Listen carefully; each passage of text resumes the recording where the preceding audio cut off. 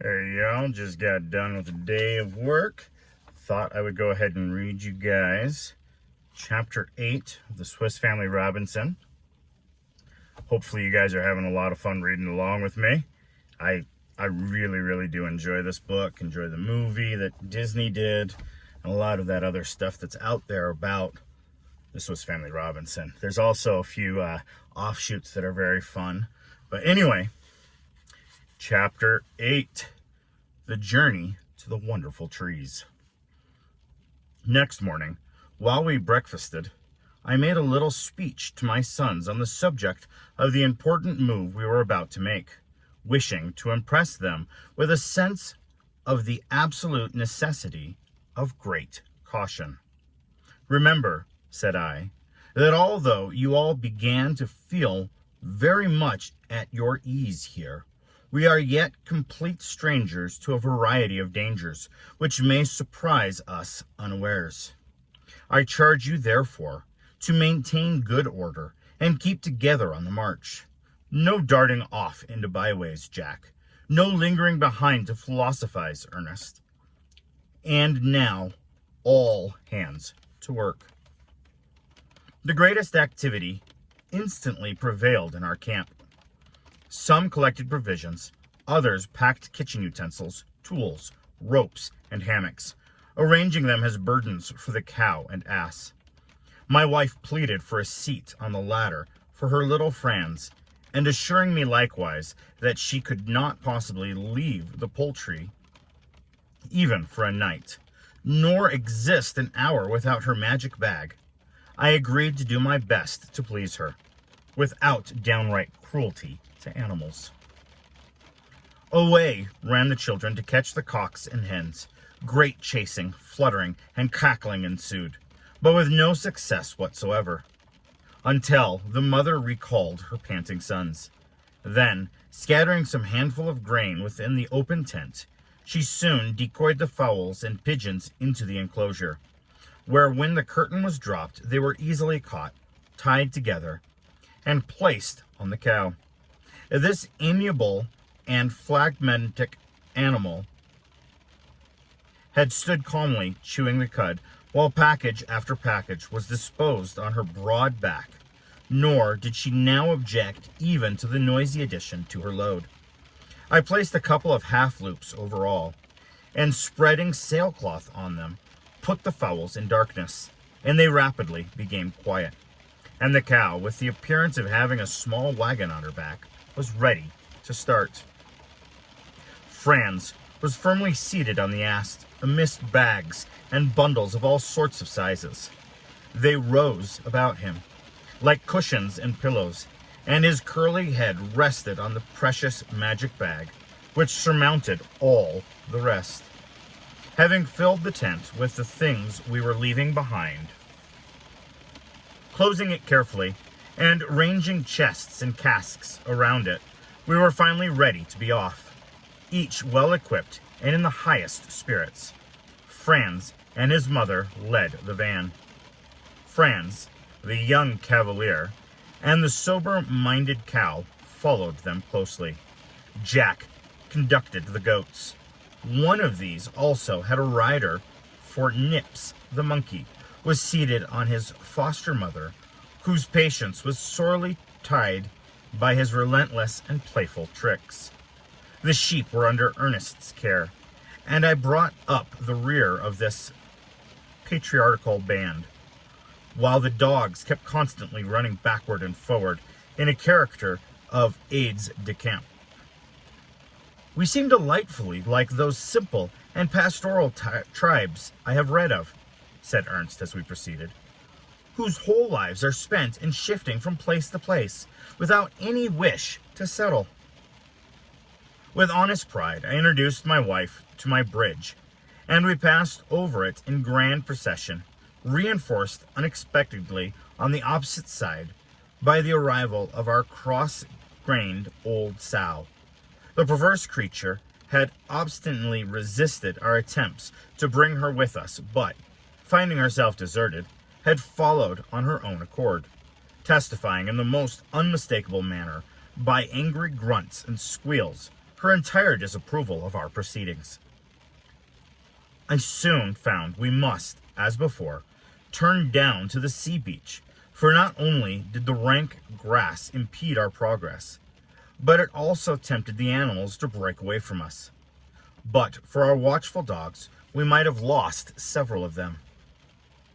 On the firm open sands, we were making good way when, to my annoyance, both our dogs suddenly left us, and springing into the thick cover to our right, commenced a furious barking, followed by howling as if in fear and violent pain.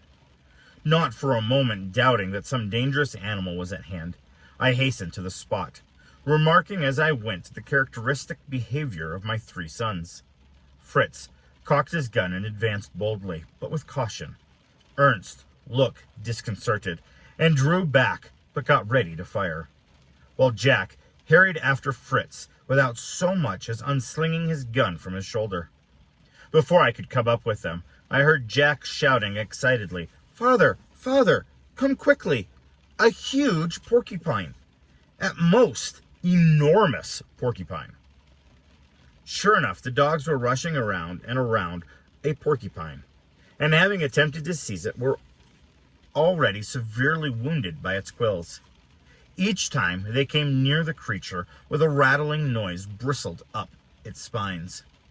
Somewhat to my amusement, while we were looking at the curious defense this creature was making, little Jack stepped close up to it, with a pocket pistol in his hand, and shot it dead, making sure of it by a couple of heavy raps on the head.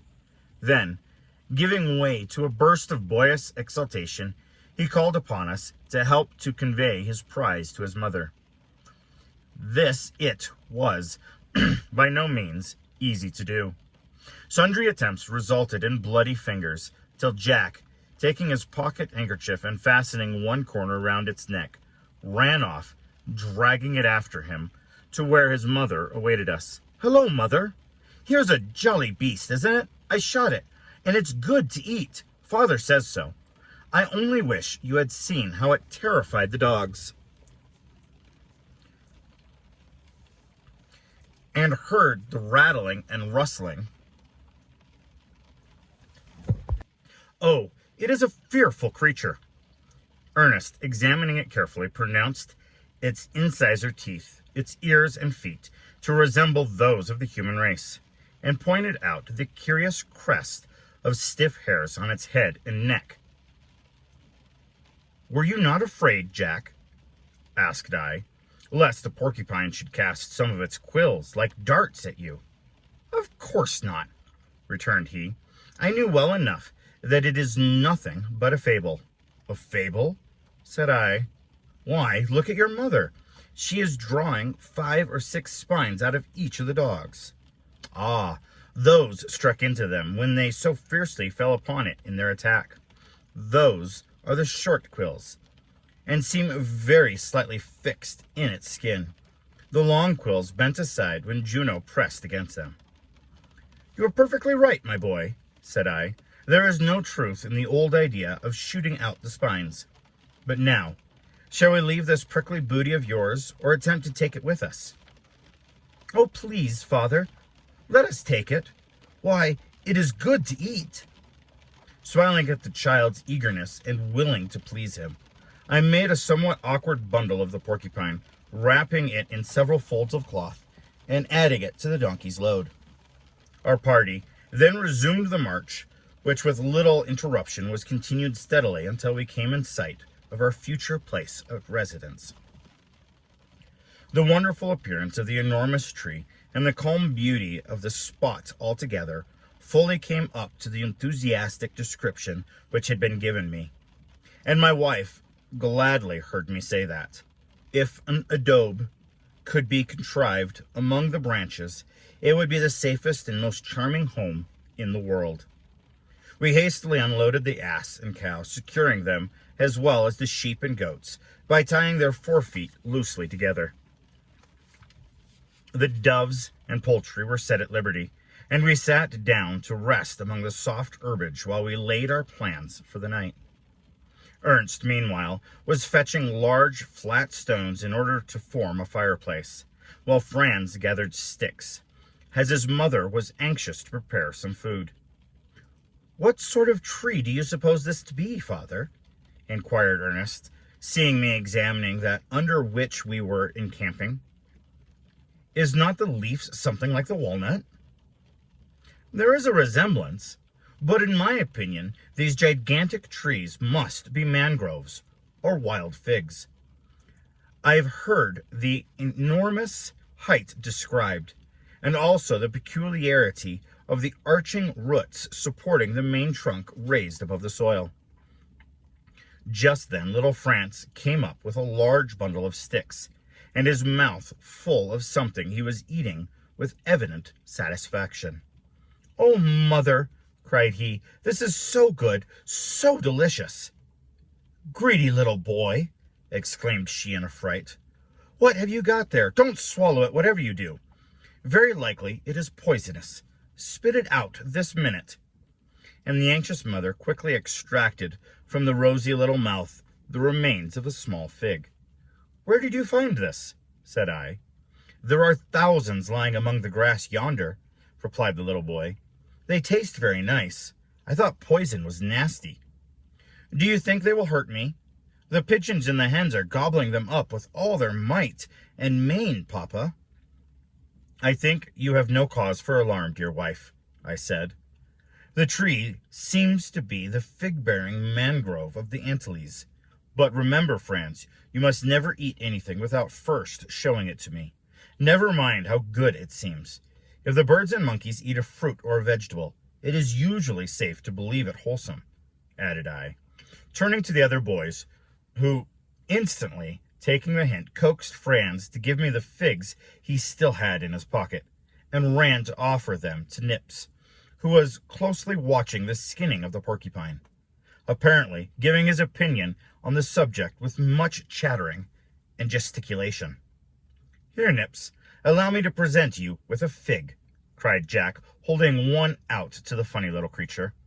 Nips took it readily, and after turning it about and sniffing and smelling it, he popped it into his mouth with such a droll grimace of delight and satisfaction that the boys all laughed and clapped their hands, crying, "Bravo, Nips! You know a good thing when you see it, don't you, old fella? Hurrah!" My wife, with her mind set at rest on the question of the figs, now continued her preparations for dinner. The flesh of part of the porcupine was put on the fire to boil, while we reserved the rest for roasting. I employed myself in contriving needles for my wife's work by boring holes at one end of the porcupine quills, which did by means with a red-hot nail. And I soon had a nice packet of various sizes, which pleased her immensely. I also laid plans for making proper harnesses for our beasts of burden, but could not attempt to begin that while so many wants more pressing demanded attended. We examined the different trees and chose one which seemed more suited to our purpose. The branches spread at a great height above us, and made the boys try if it were possible to throw sticks or stones over one of these, my intention being to construct a rope ladder if we could once succeed in getting a string across a strong bough. Finding we could not succeed in that way, I resolved other schemes in my mind, and meantime went with Jack and Fritz to a small brook close by, where I showed them how to place the porcupine skin to steep the soften in the water with stones placed on it to keep it beneath the surface. So they're now in an area where it looks like they can build a treehouse and hopefully get some protection from the elements and from the other creatures or things that happen around this island. It's interesting to kind of note that at first, when this book was first written, it was in German. And so it kind of makes you wonder, these guys were heading out, and we know that the book is kind of about some New Zealand island or something like that is my thought. What do you guys, have you guys looked up, or what do you think their island that they have found is, because it's kind of a tropical warm place that the sun hits a lot, but there are a lot of different types of trees and plants and animals that have been placed or grown up on this island. Anyway, guys, let me know what you think.